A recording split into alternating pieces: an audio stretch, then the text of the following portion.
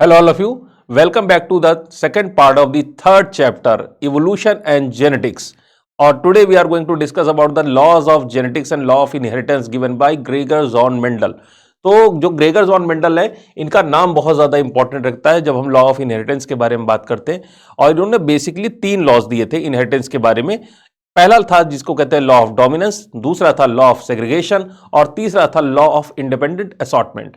तो ये तीनों लॉज किस आधार पे क्या किसके बारे में बातें करते। तो मेंडल साहब ने सबसे पहले जो एक्सपेरिमेंटेशन करना शुरू किया तो उन्होंने पाइसम सटाइवम यानी कि जो स्वीट पी है मटर के ऊपर उन्होंने एक्सपेरिमेंट करना शुरू किया। उन्होंने मटर की दो बेसिकली प्योर वैरायटीज ली। पहली थी जो कैसी थी, प्योर येलो, इसके सीड्स कैसे थे, एकदम पीले रंग के सीड होते थे। दूसरी वैरायटी कैसी ली जो कैसी थी, प्योर ग्रीन, यानी कि इसके जो सीड्स थे वो हमेशा कैसे मिलते थे, ग्रीन कलर के मिलते थे। तो इन दोनों में यानी कि इसके पास 2 कलर हो गए, एक था पहला येलो कलर और दूसरा कलर कैसा था, दैट इज ग्रीन। इन दोनों कलर्स में कोई ना कोई एक कलर ऐसा होना चाहिए था, कोई ना कोई एक फैक्टर ऐसा होना चाहिए था जो कि डोमिनेंट कैरेक्टर होना चाहिए था। यानी कि या तो येलो कलर डोमिनेंट है या तो ग्रीन कलर डोमिनेंट है। अब येलो और ग्रीन में डोमिनेंट कौन होगा तो एक पता कैसे चलेगा। तो मेंडल ने क्या किया, इन दोनों कलर के जो पीस थी, जो मटर थी, उनको क्रॉस कराया, आपस में क्रॉस पॉलिनेशन करवाया। और इसकी वजह से जो मटर के पौधे उनको मिले वो सारे के सारे किस कलर के उसमें सीड्स बनते थे, सब में सीड्स येलो कलर के मिलते थे। देखिए उन्होंने जो क्रॉस कराया था उसमें येलो कलर भी था और ग्रीन कलर भी था, लेकिन जो नेक्स्ट जनरेशन, जो फर्स्ट जनरेशन थी, F1 जनरेशन, उसमें केवल येलो कलर ही दिखाई पड़ रहा, ग्रीन कलर जैसे गायब ही हो गया। तो इस तरह से मेंडल ने बताया कि जब भी किन्हीं 2 लोगों के बीच में क्रॉस कराया जाता है तो जो कैरेक्टर नेक्स्ट जनरेशन यानी F1 जनरेशन में दिखाई देता है और जो कैरेक्टर हमेशा के लिए जैसे F1 जनरेशन में गायब हो जाता है, जैसे कि इस केस में ग्रीन कलर, तो वो जो गायब हो जाता है कैरेक्टर उसको हम रेसेसिव कैरेक्टर कहते हैं। तो ये वाला कैरेक्टर यानी कि ग्रीन कलर इस आधार पे कैसा हो गया, रेसेसिव कैरेक्टर, ये दिखाई नहीं देता। और जो कैरेक्टर आपका दिखाई पड़ेगा फर्स्ट जनरेशन में वो कैसा कैरेक्टर हो जाएगा, that becomes a dominant character. तो जब भी कभी भी किसी भी तरह के 2 कैरेक्टर्स ले लीजिए और उनका आपस में क्रॉस कराइए, सेम टाइप का कैरेक्टर होना चाहिए। जैसे प्लांट की हाइट, अगर एक प्लांट टॉल है और दूसरा प्लांट ड्रॉप है तो दोनों का क्रॉस करा लीजिए। फर्स्ट जनरेशन में देख लीजिए, अगर सारे के सारे पौधे टॉल आते हैं तो इसका मतलब टॉलनेस का कैरेक्टर कैसा है, टॉलनेस का कैरेक्टर आपका डोमिनेंट हो गया और ड्रॉफनेस का कैरेक्टर कैसा हो गया, रेसेसिव कैरेक्टर हो गया। तो इस आधार पे उन्होंने कहा कि जब भी कोई 2 कैरेक्टर आपके सामने होते हैं उसमें एक ही कैरेक्टर डोमिनेंट होता है। और इस आधार पे उन्होंने कहा कि पहला लॉ दिया जिसका नाम है लॉ ऑफ डोमिनेंस, यानी कि जब भी दोनों में से कोई एक ही कैरेक्टर दिखाई पड़ेगा और जो फर्स्ट जनरेशन में दिखाई पड़ेगा वही आपका कैसा होगा, डोमिनेंट कैरेक्टर। और इस तरह से होता है लॉ ऑफ डोमिनेंस, दोनों के दोनों कैरेक्टर आपको दिखाई नहीं दे सकते। फिर उन्होंने दूसरा लॉ भी दिया, उन्होंने कहा कि अच्छा पहले जो फर्स्ट जनरेशन है हमारी उसमें केवल कैसा कैरेक्टर दिखाई पड़ रहा है, दैट इज डोमिनेंट कैरेक्टर, है ना, कैसा दिख रहा है, डोमिनेंट कैरेक्टर। इस केस में कैसा डोमिनेंट कैरेक्टर है, येलो कैरेक्टर जो है, येलो जो है कलर, जो कि आपके सीड वैरायटीज का कैरेक्टर है, यानी कि सीड का रंग कैसा होगा उस आधार पर हमने कहा कि येलो ही दिख रहा है तो येलो हो गया डोमिनेंट। और ये था फर्स्ट लॉ ऑफ डोमिनेंस। अब इसमें जो है ग्रीन कैरेक्टर या तो हमेशा के लिए गायब हो चुका होगा या फिर क्या होगा, वो ग्रीन कैरेक्टर जो है इसके अंदर छुपा हुआ होगा और आगे चल के वो अपना असर नेक्स्ट जनरेशन में दिखाएगा। तो जो रेसेसिव कैरेक्टर है वो चुपचाप पड़ा तो है, लेकिन आगे जाने वाली जनरेशन में अगर वो दिखता है तो इसका मतलब वो येलो कलर वाले कैरेक्टर से क्या हो गया, अपने आप को उसने अलग कर दिया, सेग्रीगेट कर दिया।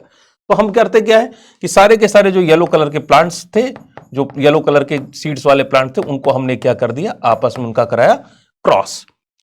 इनका फिर से हमने क्या कराया, क्रॉस पॉलिनेशन कराया। क्रॉस पॉलिनेशन कराने के बाद दूसरी जनरेशन हमें मिलती है जिस जनरेशन को हम कहते हैं F2 जनरेशन। और F2 जनरेशन में आपको मैक्सिमम प्लांट्स कैसे मिलते हैं, विद द येलो सीड्स, यानी कि डोमिनेंट कैरेक्टर वाले सीड्स के साथ। लेकिन कुछ प्लांट्स आपको ऐसे मिलते हैं जिनमें कैसे सीड्स बनते हैं, you get green colour seed plant also, यानी कि आपको डोमिनेंट कैरेक्टर के साथ साथ फिर से रेसेसिव कैरेक्टर मिलना शुरू हो जाता है। और जो ये रेशियो उन्होंने निकाला वो था 3:1 का रेशियो, यानी 3 टाइम्स जो है वो आपका येलो कलर के सीड्स मिलेंगे और 1 टाइम्स आपको कैसे मिलेंगे, ग्रीन कलर के सीड मिलेंगे। ध्यान देने लायक है, F1 जनरेशन में ग्रीन कलर तो पूरी तरह से गायब ही हो गया था, लेकिन F2 में ये फिर से अपना असर दिखाना शुरू करता है, और यानी कि इसने अपने अंदर से ये जो अपने पेरेंट्स थे, पेरेंट्स के अंदर से ये कलर सेग्रीगेट कर गया, अलग हो गया, और अलग से अपना ये असर दिखाना शुरू कर दे रहा है। इसी चीज को उन्होंने नाम दिया लॉ ऑफ सेग्रीगेशन। तो पहला हो गया लॉ ऑफ डोमिनेंस। डोमिनेंस का मतलब फर्स्ट जनरेशन में केवल और केवल एक ही कैरेक्टर आपको दिखाई पड़ता है, जो कि आपका कैसा कैरेक्टर होता है, डोमिनेंट कैरेक्टर, जो कि होता है yellow, that is law of dominance. और दूसरी जनरेशन में आपको जो रेसेसिव वाला कैरेक्टर जो गायब हो गया था फर्स्ट जनरेशन में, वो फिर से सेग्रीगेट कर कर दिखाई देना शुरू हो जाता है, that is known as law of segregation. तो ये थे मेंडल के दो major law, law of dominance and law of segregation, एकदम शॉर्ट में। अब बात करते हैं तीसरे लॉ की। तो तीसरा लॉ कहलाता है लॉ ऑफ इंडिपेंडेंट असॉर्टमेंट। अब भाई इंडिपेंडेंट असॉर्टमेंट क्या है? तो देखिए भाई, अभी तक हम लोगों ने बात की कि दो तरह के हमारे पास लॉ है, दो तरह के बेसिकली चीजें हमने ली। पहला हमने कैसा लिया, सीड का कलर, कितने कैरेक्टर्स के बारे में हमने बात की। तो हमने बात की केवल सीड के कलर के बारे में, और उसी के आधार पर दो लॉ मेंडल के निकल गए। जब आप सिंगल कैरेक्टर लेते हैं, जब सिंगल कैरेक्टर को ध्यान में रखकर कोई चीज एक्सपेरिमेंटेशन करते हैं, तो इसको हम मोनो हाइब्रिड क्रॉस कहते हैं। क्या कहते हैं? Mono hybrid cross. लेकिन अगर आपने सीड के कलर के साथ क्या ले लिया, प्लांट की हाइट ले ली, या सीड का जो कोट होता है, सीड का टाइप, यानी सीड कोट कैसा है, पूरी तरह से सीड राउंड टाइप का है, या कैसा है, रिंकल्ड हो सकता है। रिंकल्ड मतलब खुरदुरा हो सकता है। तो अब आपने एक नहीं, एक से ज्यादा टाइप के कैरेक्टर्स को ध्यान में रखकर क्रॉस कराना, एक्सपेरिमेंटेशन करना शुरू किया। तो भाई जब अभी तक हमने केवल एक ही कैरेक्टर को जब लेकर एक्सपेरिमेंटेशन कर रहे थे, तो हमारे दो लॉ तो वहीं से निकल गए थे, मोनो हाइब्रिड क्रॉस से दो लॉ निकल गए थे, लॉ ऑफ डोमिनेंस और लॉ ऑफ सेग्रीगेशन। तीसरा जो हमारा लॉ है, वो उसको देखने के लिए, उसको पता करने के लिए हमें एक नहीं, एक से ज्यादा कैरेक्टर्स को लेने पड़ेंगे। और इस केस में हम लेते हैं एक नहीं, एक से ज्यादा कैरेक्टर, दैट इज दो दो कैरेक्टर लेकर हम ये लॉ बनाएंगे, और इसका नाम होगा that is dihybrid cross. कौन सा क्रॉस है? That is dihybrid cross.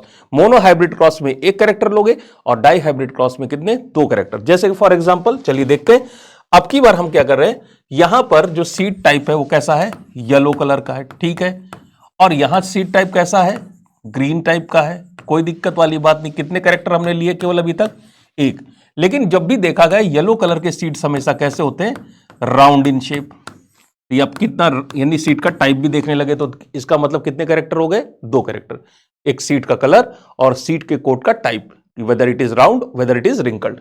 और जब प्योर लाइन में देखा जाता तो ग्रीन कलर का अगर कभी सीड होता, तो ग्रीन कलर का सीड हमेशा कैसा मिलता था?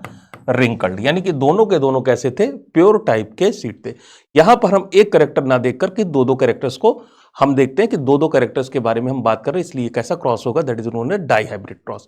अब देखिए, एक चीज होती है, जैसे कि आपके मोबाइल नंबर के साथ आपका आधार कार्ड क्या है, लिंक है, आपस में जुड़े हुए हैं। यानी जब भी येलो कलर का सीड होगा, तो उसके साथ हमेशा सीड टाइप कैसा होगा? राउंड टाइप का होगा, दोनों आपस में लिंक है।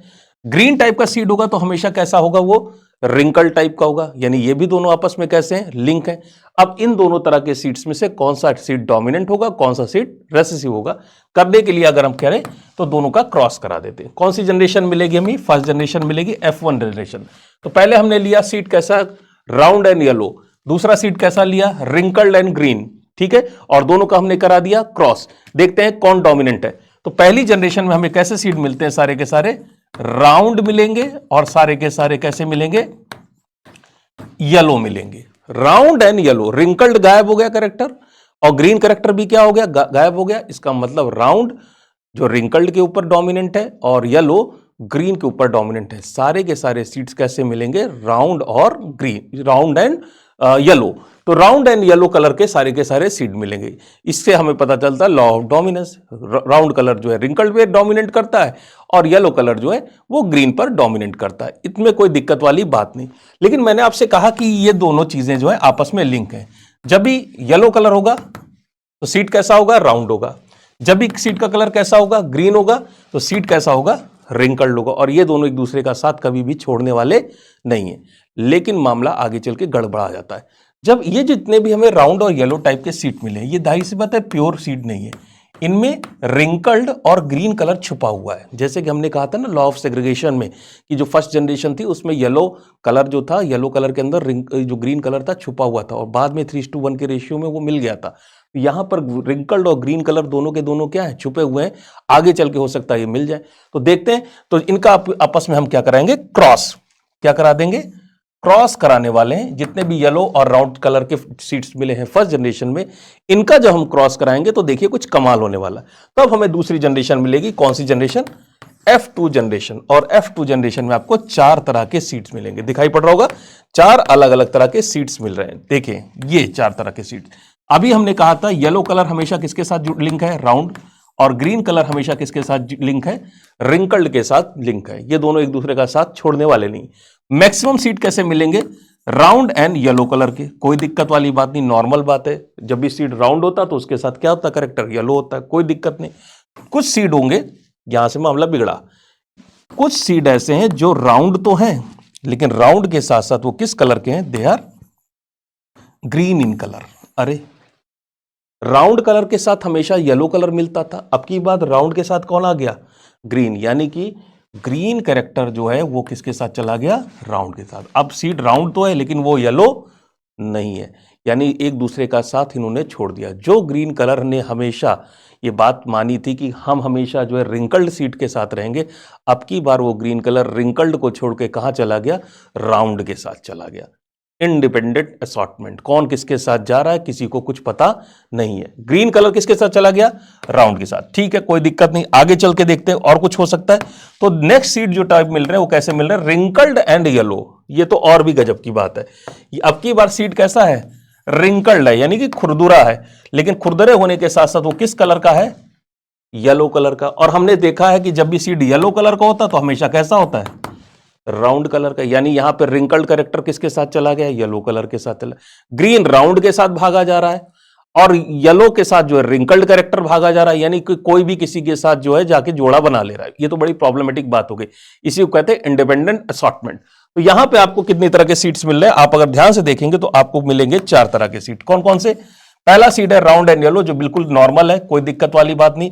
दूसरे टाइप के सीड्स हैं रिंकल्ड एंड ग्रीन, जो भी कैसा है, नॉर्मल टाइप के सीड्स हैं, रिंकल्ड के साथ ग्रीन कलर के होते हैं। ये कैसे हैं, फेथफुल सीड्स हैं। कुछ सीड्स कैसे हैं, अनफेथफुल सीड्स हैं। कुछ में फेथफुलनेस नहीं दिखाई पड़ रही, वहां पर दिखाई पड़ रहा है कि राउंड कैरेक्टर, राउंड सीड है। अगर आपका सीड कैसा है, that is round in colour, दिखाई पड़ रहा है। ये सीड है राउंड लेकिन कलर कैसा है, ग्रीन। और दूसरा आपको प्रॉब्लम दिखाई पड़ती है कि सीड है कैसा, रिंकल्ड, और कलर कैसा है, येलो। ये दोनों तरह के सीड्स जो हैं यहां पे दिखाई पड़ रहा है कि अपने अपने कैरेक्टर्स जो हैं इधर से उधर चले गए। इसी को हम कहते हैं लॉ ऑफ इंडिपेंडेंट असॉर्टमेंट। तो 3 तरह के लॉ हो गए आपके। पहला है कौन सा, लॉ ऑफ डोमिनेंस। जब भी कि दो अलग अलग कैरेक्टर के लोगों को आपस में क्रॉस कराया जाता है तो फर्स्ट जनरेशन में जो दिखाई पड़ता है वही क्या होता है, डोमिनेंट होता है। जैसे कि इस केस में जब हमने ये राउंड कलर का सीड और येलो कलर के सीड को रिंकल्ड और ग्रीन के साथ जब क्रॉस कराया तो पहली जनरेशन में कैसे सीड मिल रहे हैं, सारे के सारे राउंड प्लस येलो मिल रहे हैं। यानी राउंड और येलो कैसा कैरेक्टर हो गया, डोमिनेंट कैरेक्टर। जब हम मोनो हाइब्रिड क्रॉस करते हैं जैसे हमने बताया तो वहां पे लॉ ऑफ सेग्रीगेशन लग जाता है, 3:1 का रेशियो मिलता है। और यहां पर जब हम डाई हाइब्रिड, क्योंकि दो कैरेक्टर लेके बात कर रहे हैं, राउंड के साथ येलो कैरेक्टर, रिंकल्ड के साथ ग्रीन कैरेक्टर, जब दो कैरेक्टर्स को ध्यान में रख के जब हम क्रॉसिंग कराते हैं तो इस तरह की क्रॉसिंग को हम कहते हैं that is known as dihybrid cross. और डाई हाइब्रिड क्रॉस के साथ प्रॉब्लम ये कि यहां पर जो दोनों के कैरेक्टर जो आपस में हम लिंक समझते थे वो एक दूसरे को छोड़ के अलग अलग तरह के कॉम्बिनेशन बना लेते हैं। और इस तरह से हम ये 100% सिक्योरिटी से नहीं कह सकते कि राउंड सीड कैसा है, राउंड तो हमेशा येलो होगा। राउंड अगर सीड है तो उसके साथ ग्रीन, वो ग्रीन भी हो सकता है, और राउंड कलर का सीड है वो येलो भी हो सकता है।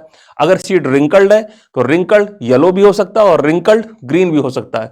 यानी रिंकल्ड और राउंड कैरेक्टर अपने अपने येलो और ग्रीन कैरेक्टर के साथ हमेशा 100% तरह से लिंक नहीं होते। That is known as law of independent assortment. और लॉ ऑफ इंडिपेंडेंट असॉर्टमेंट में आपको 9:3:3:1 का रेशियो मिलता है। यानी कि 9 सीड्स कैसे मिलेंगे, that is known as round and yellow. 9 type सबसे ज्यादा मैक्सिमम सीड आपके राउंड एंड येलो होंगे।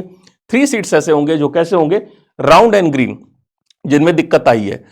3 सीड्स कैसे होंगे, रिंकल्ड एंड येलो, फिर से जिनमें दिक्कत आई। और 1 सीड ऐसे होते हैं जो प्योर होंगे, that is wrinkled and green, जो कि नॉर्मल तरह के सीड्स हैं। तो यहां पे रेशियो 9:3:3:1 का रेशियो मिलता है, that is known as law of independent assortment.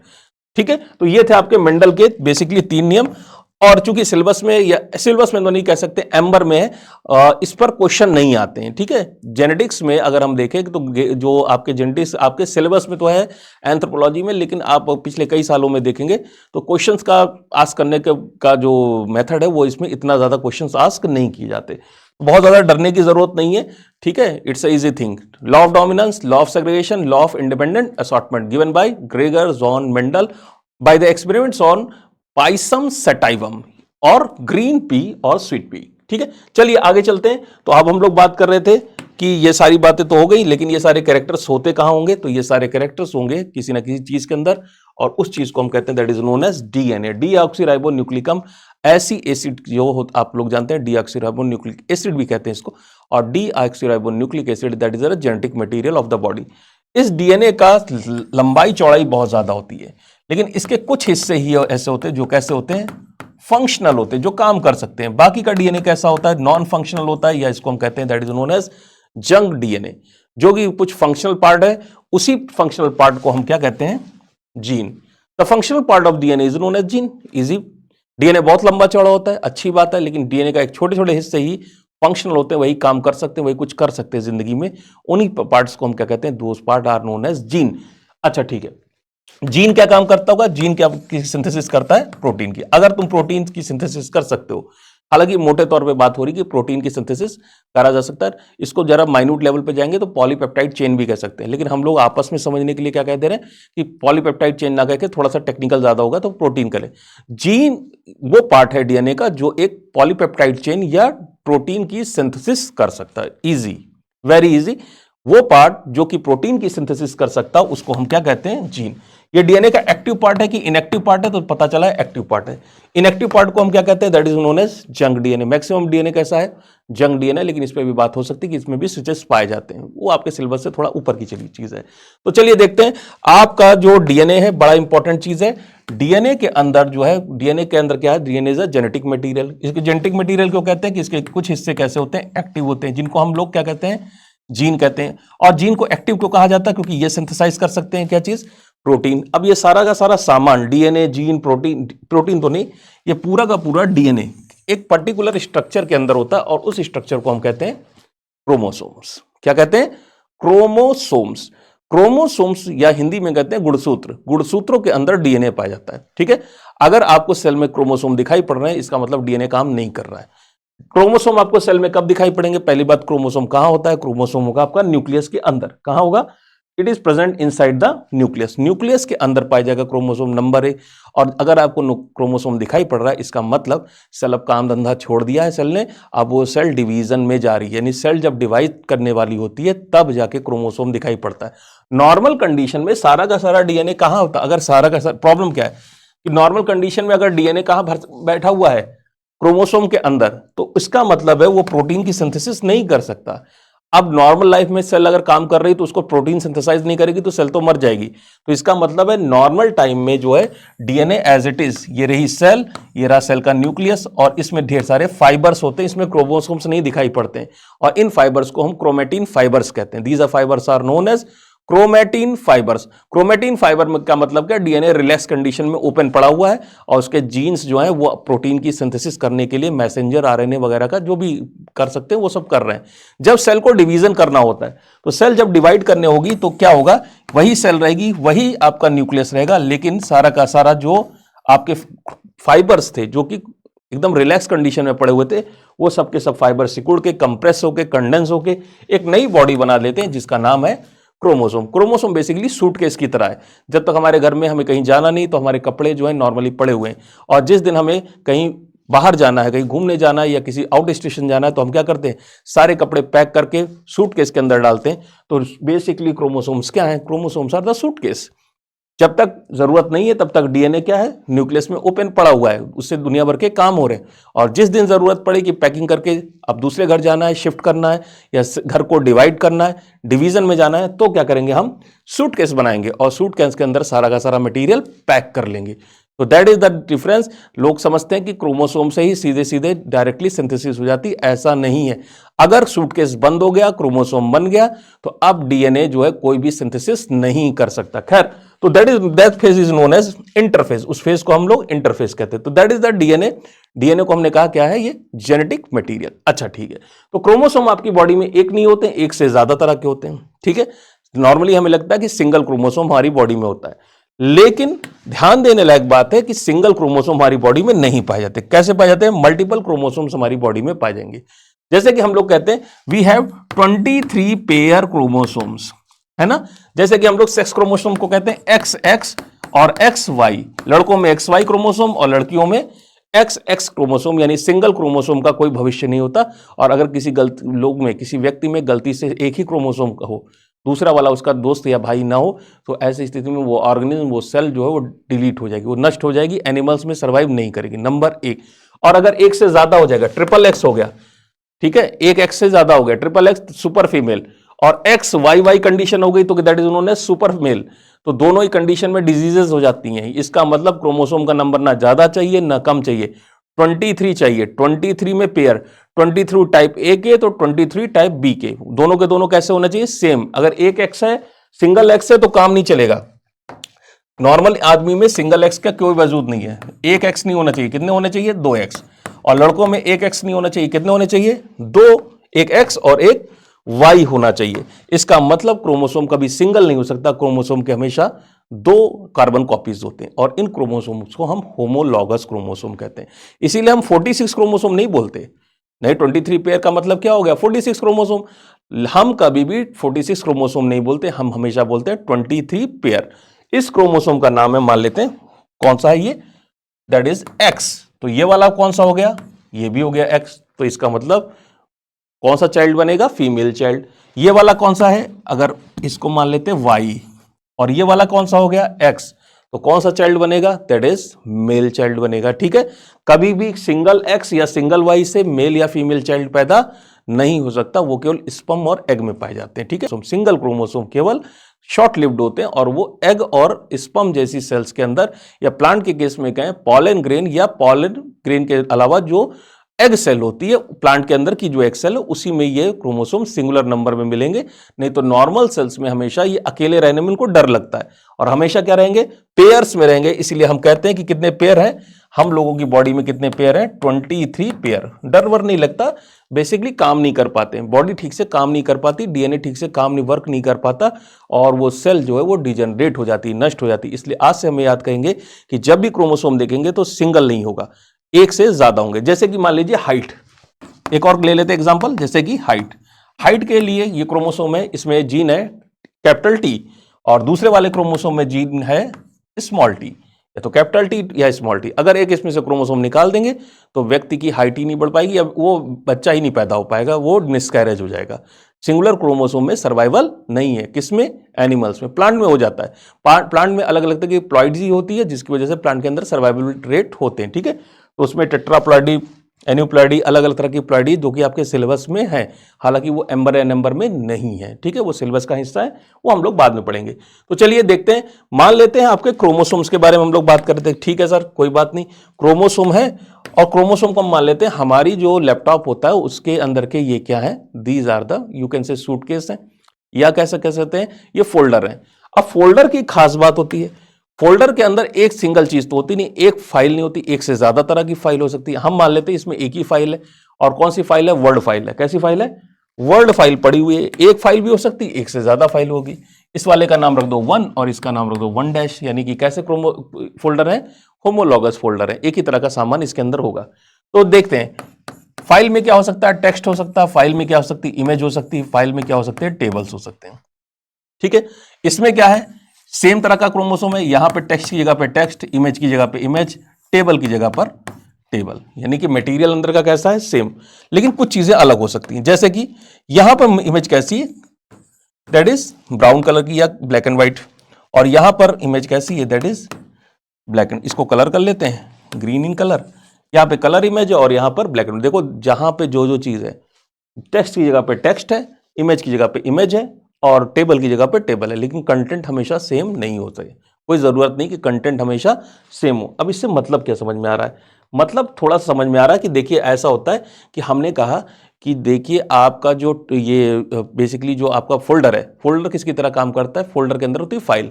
Folder किसकी तरह है? Just like chromosome. किसकी तरह है? बिल्कुल क्रोमोसोम जैसा है फोल्डर हमारा, ठीक है।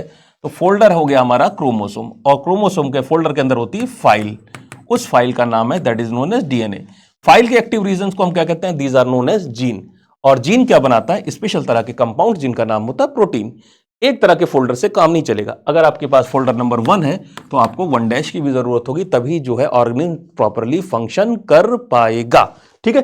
तो ये होता है आपके पास क्या प्रॉब्लम कि आपके बॉडी के अंदर इस तरह के मल्टीपल फोल्डर होते हैं। कितने फोल्डर हैं? 23 पेयर, जिनको हम लोग आपस में टेक्निकल भाषा में जिन्हें हम क्रोमोसोम कहते हैं, ठीक है। अब चलते हैं आगे, तो देखते हैं कि अगर मान लीजिए कोई क्रोमोसोम है, इस पे ध्यान लीजिए। जैसे हमारे पास चेरी का पौधा है, चेरी का फ्रूट है, और चेरी के फ्रूट्स कैसे होते हैं? सभी को पता है, रेड इन कलर। कैसे होते हैं?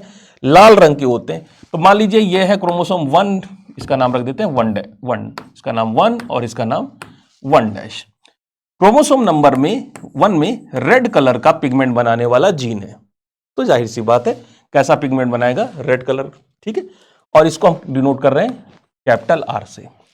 कैपिटल आर नाम का जीन है। क्रोमोसोम 1 डैश में भी किस तरह का पिगमेंट बनाने का जीन है? रेड कलर का पिगमेंट बनाने का जीन है। अच्छी बात है।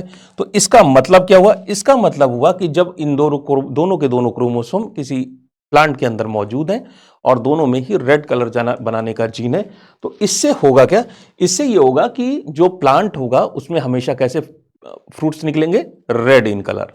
यानी कि पहले क्रोमोसोम में भी रेड कलर बनाने का जीन है, दूसरे क्रोमोसोम में भी रेड कलर बनाने का जीन है। तो इसका मतलब अल्टीमेट रिजल्ट क्या होगा? Red in colour. तो ये कंडीशन क्या कहलाएगी? एक क्रोमोसोम नंबर 1 में कैसा है? That is R. दूसरे में 2 में क्या है? आर। तो सारे के सारे प्लांट्स कैसे, जो फ्रूट्स कैसे बने? Red in colour. कॉम्बिनेशन कैसा हो गया? आर आर, ठीक है। कैसा है? R R, capital R. यानी कैपिटल से हम तब लगाते हैं जब डोमिनेंट कैरेक्टर होता है, उसमें भी डोमिनेंट, इसमें भी डोमिनेंट, तो अल्टीमेटली रिजल्ट भी कैसा है? That is dominant in colour, ठीक है। कोई दिक्कत नहीं। अगली बार देखते हैं, अगली बार क्या हो सकता है। तो अगली बार देखते हैं ये होगा। अब की बार हमने देखा कि पहला वाला जो हमारा ये फोल्डर है, इसमें कैपिटल आर जीन है, यानी कि ये रेड कलर का पिगमेंट बनाएगा। दूसरा वाला जो है उसमें कैपिटल आर जीन नहीं है, यानी कि वो रेड कलर नहीं बना सकता। तो एक क्रोमोसोम तो रेड कलर बनाएगा, दूसरा क्रोमोसोम रेड कलर नहीं बनाएगा। तो फ्रूट कैसा बनेगा? आधा लाल और आधा ब्लैक एंड व्हाइट? ऐसा नहीं है। तो अगर एक भी क्रोमोसोम अगर फंक्शनल है, काम कर रहा है, तो इसकी वजह से जो फ्रूट बनेगा वो कैसा होगा? फिर से कैपिटल आर, यानी कि जैसे कि रेड इन कलर। तो इसका मतलब है कॉम्बिनेशन अगर आपका कैसा है? कैपिटल आर, तो फ्रूट कैसा बन जाएगा? रेड, क्योंकि दोनों के दोनों रेड कलर का पिगमेंट बना रहे हैं। कॉम्बिनेशन अगर आपका है कैसा है? कैपिटल आर स्मॉल आर, तो एक तो कम से कम रेड कलर का पिगमेंट बना रहा है, तो भी फ्रूट कैसा बनेगा? Red in colour. वो भी कैसा हो जाएगा? लाल रंग का। तो होमोजाइगस कंडीशन हो चाहे हेट्रोजाइगस कंडीशन हो, दोनों के दोनों में क्या फायदा होता है कि अल्टीमेट रिजल्ट यानी रेड कलर का फ्रूट मिल ही जाता है, ठीक है। प्रॉब्लम कहां आएगी?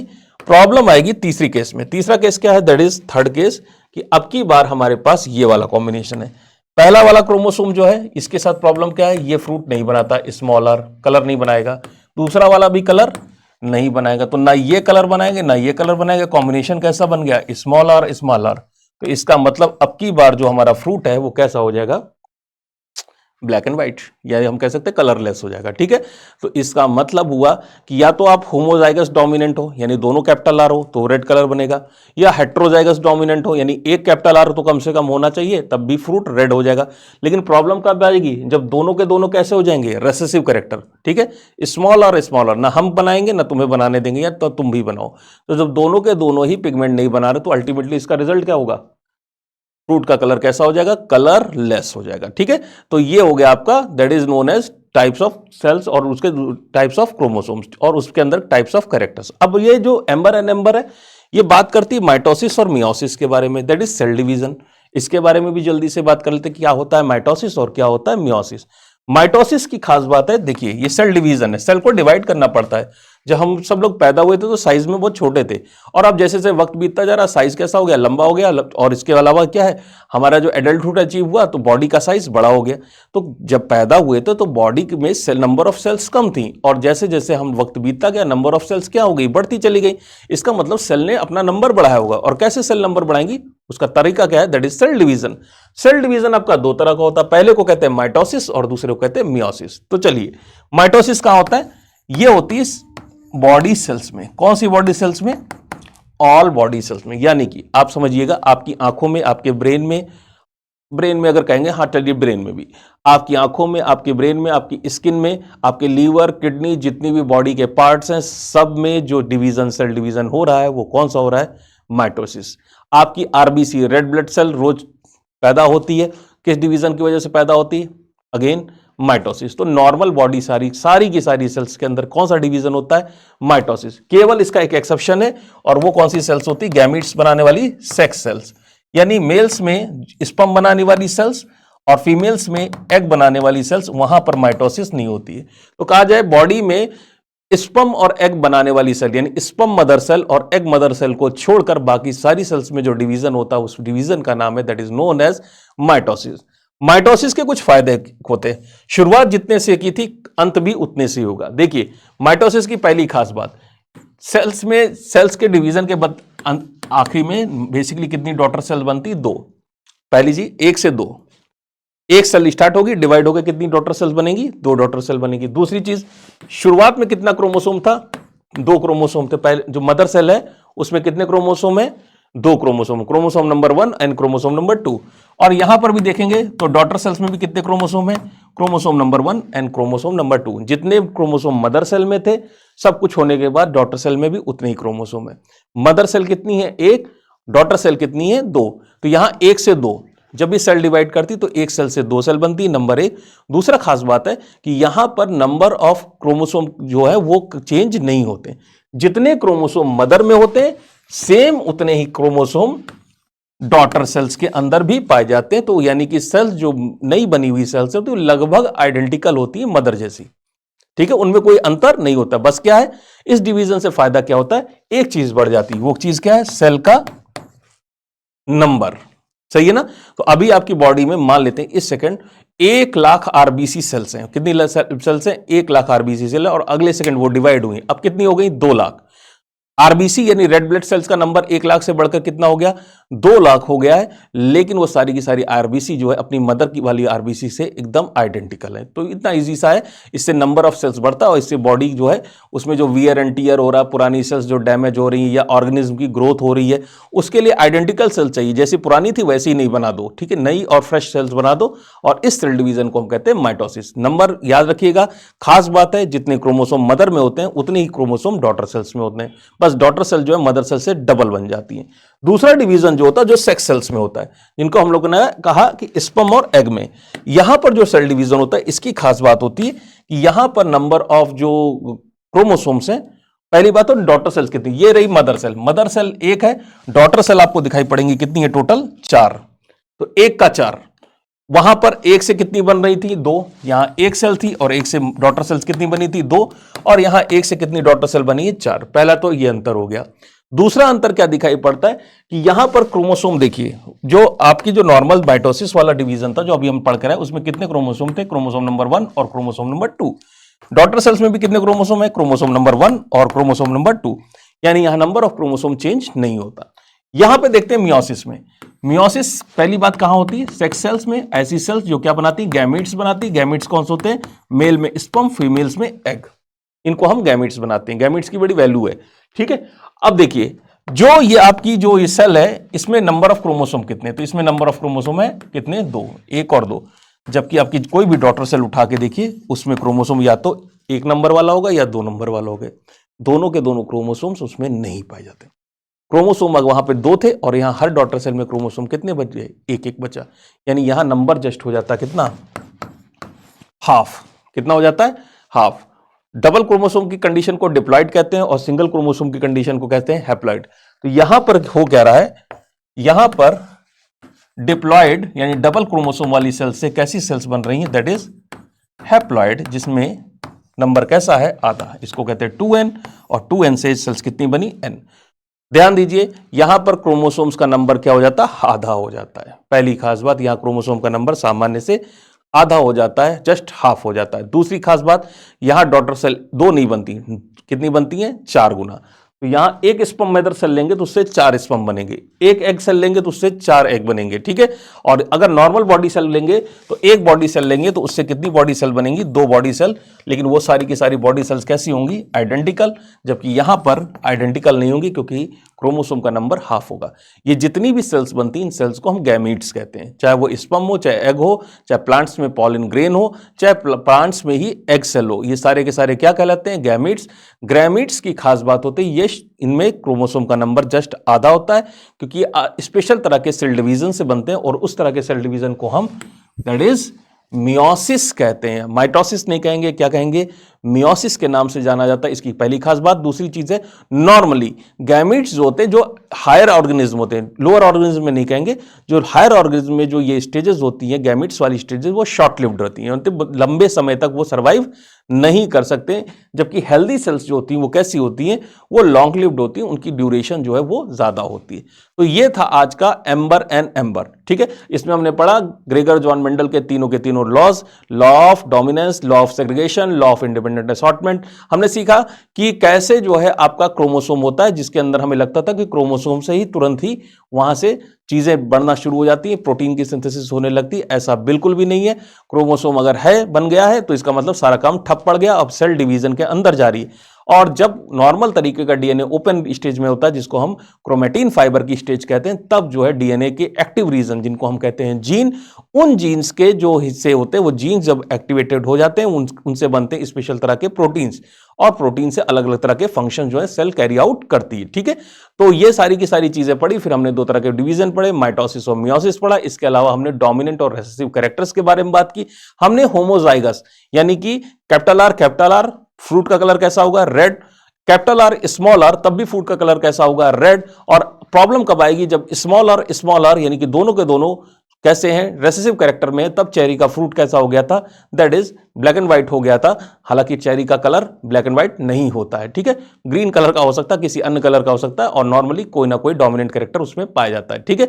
तो ये था हमारा आज का एम्बर एंड एम्बर। और नेक्स्ट वीडियो में मिलेंगे नेक्स्ट चैप्टर के साथ, एकदम फ्रेश चैप्टर प्राइमेटोलॉजी के साथ आपसे मुलाकात करते हैं। तो आज के लिए यहीं तक, फिर मुलाकात करते हैं नेक्स्ट वीडियो में। तब तक के लिए थैंक यू।